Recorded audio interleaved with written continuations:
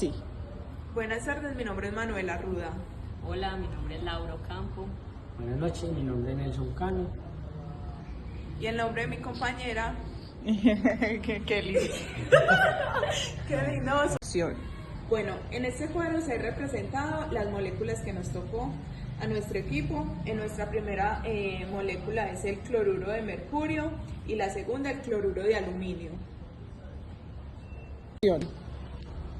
Bueno, continuamos. Para el primer elemento, que es el mercurio, tenemos en cuenta el número atómico, que es el 80.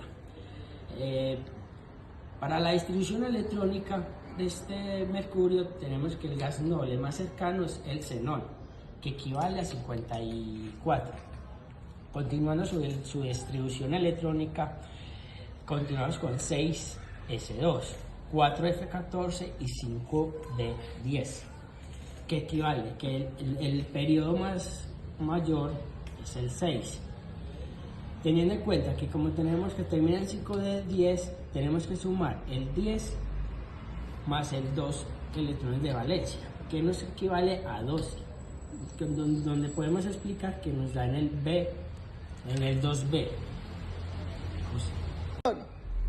En el cloro, su número atómico es de 17, donde miramos que la configuración electrónica nos termina en 3P5, teniendo en cuenta que como tenemos P y S, tenemos que sumar el 5 más el 2 porque su periodo es 3. Sumamos los dos electrones de valencia que equivalen a 7. Pausa. En la estructura de Lewis vamos a conocer que tenemos el cloruro de mercurio, donde lo podemos diseñar acá, donde la tenemos representada en esa estructura, donde podemos observar que tenemos dos enlaces dobles que enlazan al cloruro con el mercurio y indicamos que tiene 6 pares de electrones libres. Bueno, nuestra segunda molécula es el cloruro de aluminio, el cual tiene una distribución electrónica con su número atómico en el aluminio de 13. La distribución electrónica es la siguiente: 1s2, 2s2, 2p6, 3s2 y 3p1, el cual su periodo es el 3. Y sumamos, por ser sp, 2 más 1 nos daría 3. Continuamos con el cloro, que su número atómico es el 17. Su distribución electrónica es como lo había mencionado mi compañero anteriormente: 1s2, 2s2, 2p6, 3s2 y 3p5, que su periodo termina en 3 y como es sp, 5 más 2 sería 7, que está en el grupo 7A. A continuación veremos la estructura como tal, que es el aluminio con 3 cloros enlazados. Acá la vemos como la hicimos en el grupo, que está el aluminio con 3 enlaces y estos tienen cada uno en el cloro 6 pares de electrones libres. La polaridad para la estructura del cloruro de mercurio se tiene que es una molécula covalente no polar, debido a que su átomo central es un metal que está unido a dos halógenos. Estos halógenos, por ser átomos iguales,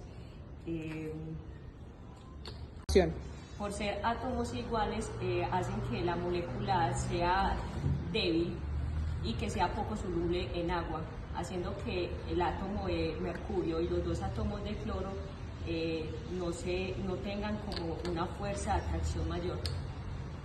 Acción. Bueno, para la polaridad del cloruro de aluminio encontramos que es un enlace covalente no polar.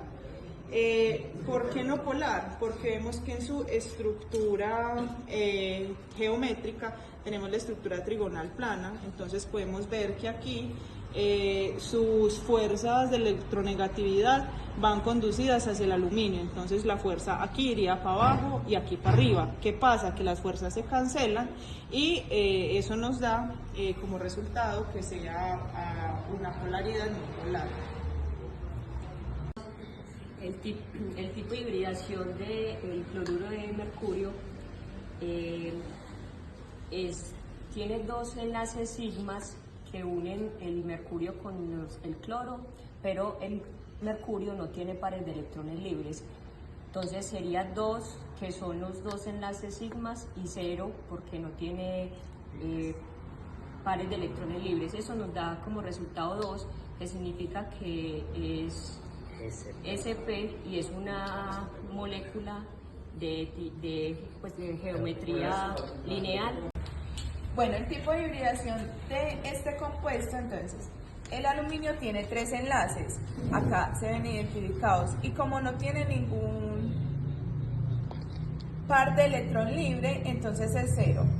3 más 0 nos da 3, entonces el tipo de hibridación sería SP2.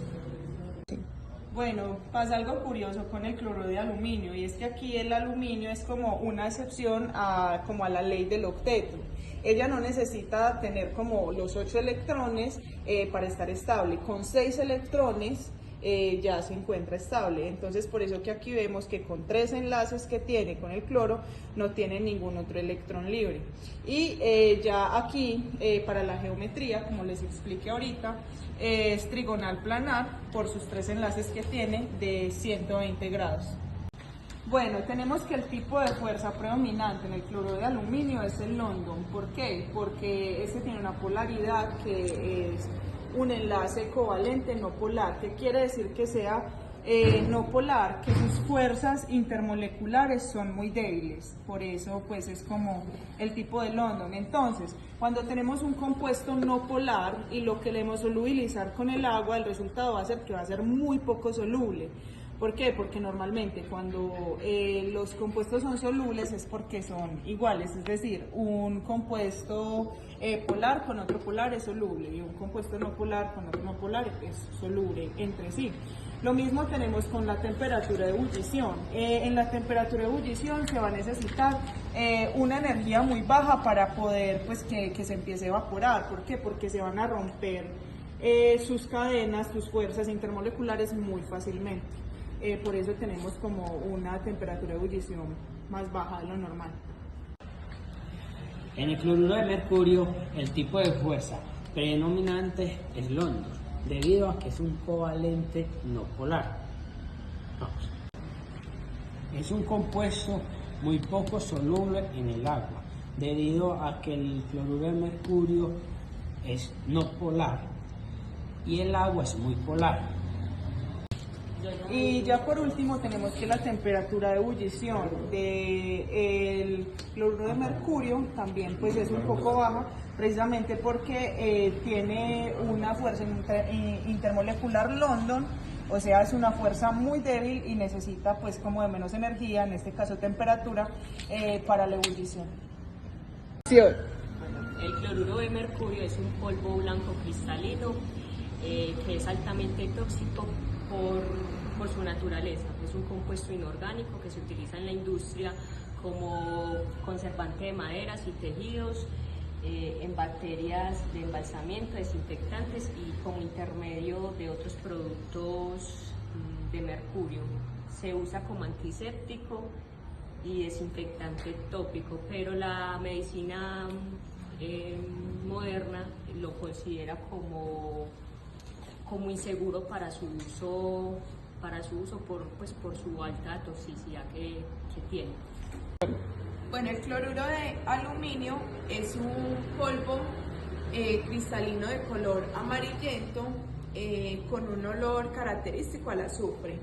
Este se utiliza como intermediario para compuestos químicos de aluminio y como catalizador para la desintegración de el petróleo y también para a su vez conservar la madera en medicamentos, en textiles, cosméticos, fotografías, etcétera.